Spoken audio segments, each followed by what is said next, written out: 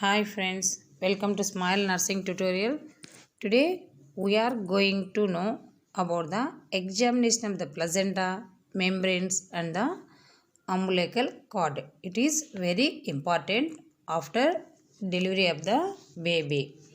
Next, examine the placenta and the membranes for complete the placental delivery. First, we have to see the maternal surface of the placenta.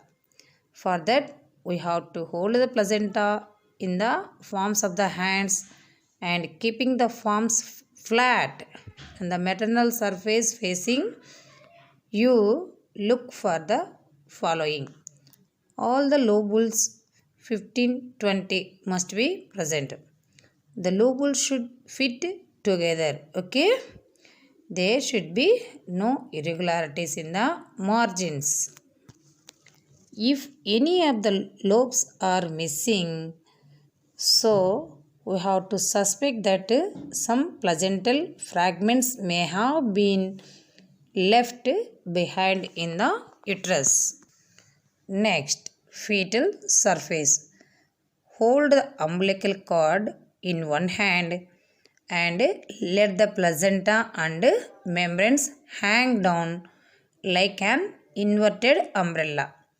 The umbilical vessels will be seen passing from the cord and gradually fading into the edge of the placenta.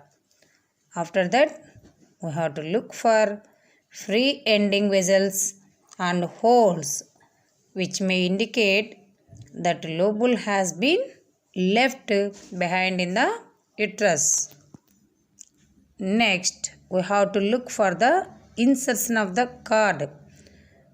The point where the cord is inserted in the membranes and from where it travels to the placenta. Third is membranes. Both the layers, that means chorion and amnion, can be seen at the edge of the hole where the membranes rupture and the fetus comes out. If the membranes are ragged, place them together and make sure that they are complete. Next, umbilical cord. The umbilical cord has two arteries and one vein. If only one artery is found, look for congenital malformation in the baby.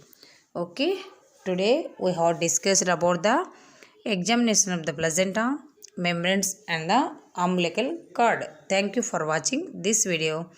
Next, we will meet with another video.